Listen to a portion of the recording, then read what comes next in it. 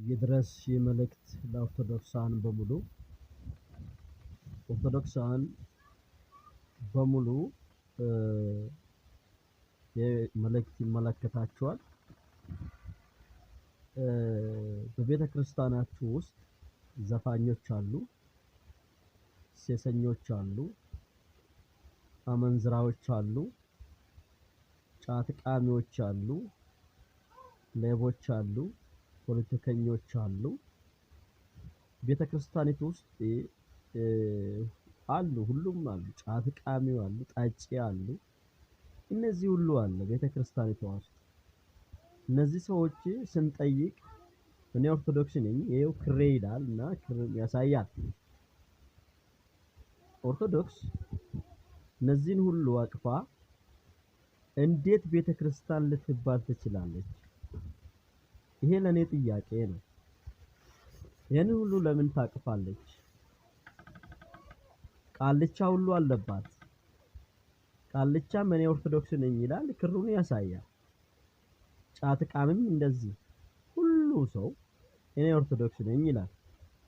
እንዴት ቤተ ክርስቲያኒቷ እነዚህን ሁሉ አቅፋ መጽሐፍ ቅዱስ የሚቃወመውን መጽሐፍ ቅዱስ ዓለማዊ ናቸው ያለውን መጽሐፍ ቅዱስ የእግዚአብሔርን ሐሳብ ያልተቀበሉ ናቸው ያለው እንዴት ኦርቶዶክስ ቤተክርስቲያን ውስጥ ተቀባይነትን እንዴት ያገኙት? ለምንድነው ያላወገዘችው? ለምንድነው መናፍቃን ያላለችው? ሰው ጌታ ኢየሱስ ክርስቶስን ሲቀበል መናፍቃን ብላ ተሰይሟለች። ከዛም ታወግዛለች፣ ታባረረዋለች። እነዚህ ዘፋኞች፣ ሴሰኞች፣ አመንዝራዎች፣ ጫት ቃሚዎች፣ ሰካራሞች እነዚህ ሁሉን አቅፋ ኖራ እንዴት ጌታ ኢየሱስ ክርስቶስን ሰው ሲቀበል መናፍቃን ብላ ታባረራለች? ጌታን ሲቀበል ሰው ይሄንን ሁሉ ይተዋል። ጌታን ሲቀበል ሁሉን ይተዋል። ጫትን ይተዋል፣ ሴሰኝነትን ይተዋል፣ ዝሙትን ይተዋል፣ ነፍሰ ገዳይ መሆኑን ይተዋል፣ ተሳዳቢ ሰራቂ መሆኑን ይተዋል። የበቃ ሁሉ ነገር ይተዋል። ቃልቻን ይተዋል። ሰው ወደ ጌታ ሲመጣ ማለት ነው።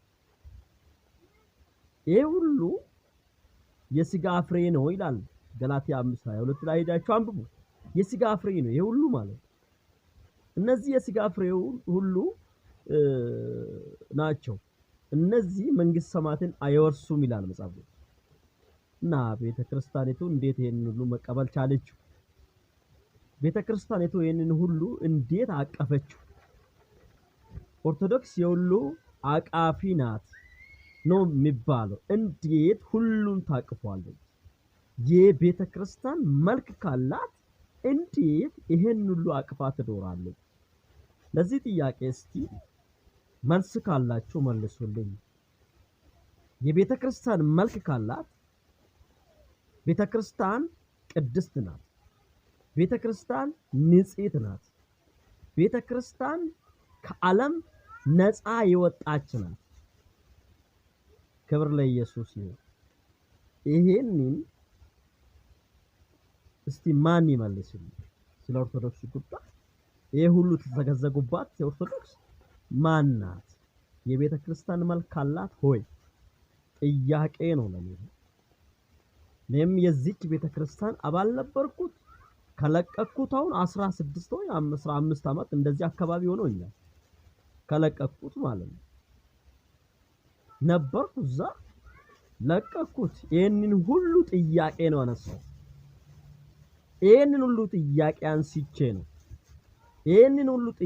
አንስቼ ነው ቤተክርስቲያኒቱን ለቅቄ የወጣሁት። ዛሬም ይሄ ጥያቄ አልተመለሰልኝም። ስለ ኦርቶዶክስ ቤተክርስቲያን ያለኝን ጥያቄ ዛሬም አልተመለሰልኝም። ለምንድነው ይሄን ሁሉ አቅፋ የምትለው? ዘፋኝ ከሆነ ከዘፋኝነቱ የማይመለስ ከሆነ ማባረር ነው። በቃ ከቤተ ክርስቲያኒቱ ጋር አይሄድም። ዝሙተኛ ጫት ቃሚ ምናምኖች ከቤተ ክርስቲያን ጋር አይሄድም። ይሄ የቤተ ክርስቲያን ባህሪ አይደለም።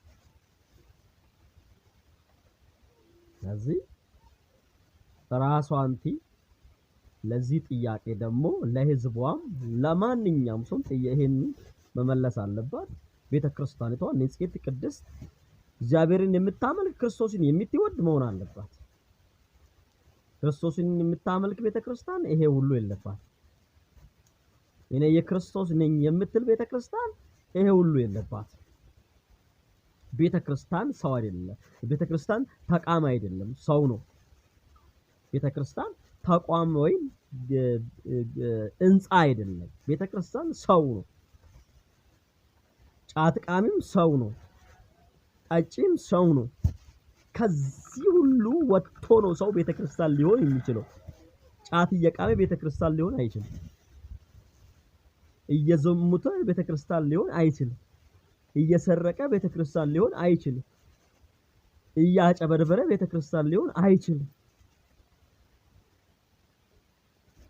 ክር አስሮ ኦርቶዶክስ ነኝ ይላል። ቤተ ክርስቲያኒቱም አልተቃወመችው። ስለዚህ የኦርቶዶክስ ናቸው ማለት ነው። ስለዚህ ይሄንን ጥያቄ ጠይቁት፣ መልስም ፈልጉ፣ አግኙት። ለምን ቤተ ክርስቲያን ከሆነች ይሄን ሁሉ ለምን አቅፋ ትኖራለች? ለምን በቃ የማይመለሱ ከሆነ ማባረር፣ ከጫት የማይመለስ ከሆነ፣ ከስጃራ የማይመለስ ከሆነ፣ ከሱሳሱሶ የማይመለስ ከሆነ፣ ከነፍሰ ገዳይነት የማይመለስ ከሆነ ማባረር ነው። በቃ ማባረር ነው። የማይመለስ ከሆነ ማባረር፣ ወደዛ ወደ ዓለም ገብቶ ያንን መስራት ይችላል እንጂ ቤተክርስቲያን ውስጥ ሆኖ አይቻልም። ጫት ቃሚ ሁሉ እኮ ነው ተነስቶ ለቤተ ክርስቲያን እሞታለሁ የሚል ጫት ቃሚ ሁሉ። መጀመሪያ ልብን ለክርስቶስ መስጠት የምለው መማር አለብን።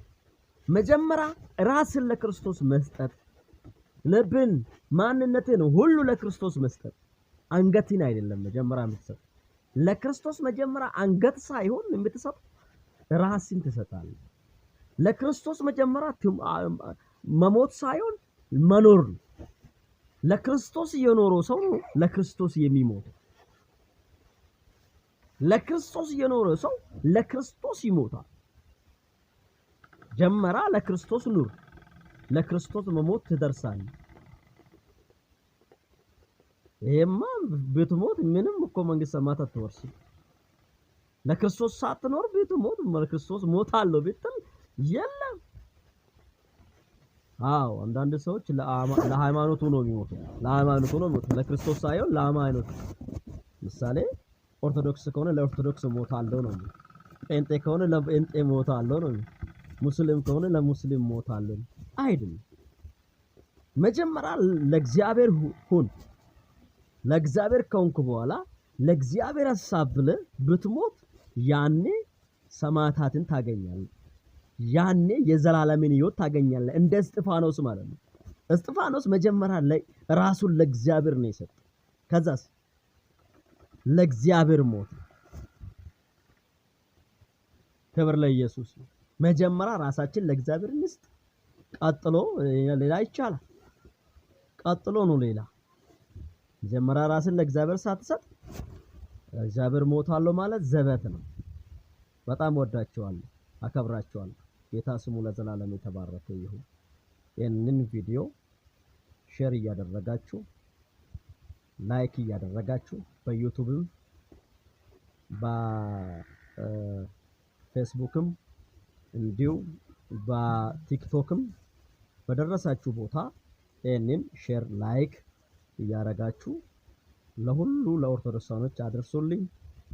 ይህንን ጥያቄ እንዲመልሱ ቤተክርስቲያን ከሆነች የቤተክርስቲያን መልክ እንዲኖራት እንፈልጋለን። ጌታ ስሙ ለዘላለም የተባረከ ይሁን። ሁላችሁም ተባረኩልኝ። ወንድማችሁ ገመቹ ነው።